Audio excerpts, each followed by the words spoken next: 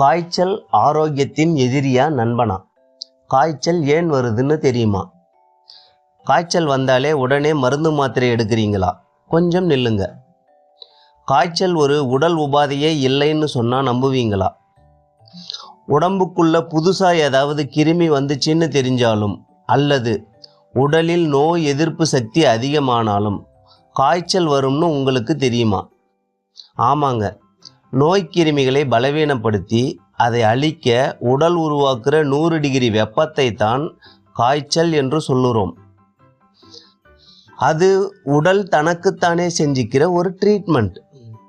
உடல் கிருமிகளோடு போராடி அதை அழித்து உடலை விட்டு வெளியே அனுப்புகிற முறையைத்தான் காய்ச்சல் என்று சொல்கிறோம். அதுக்கு நீங்கள் தடையாக இருக்காதீங்க. அந்த நேரத்தில் உடம்புக்கு ஓய்வு கொடுங்க.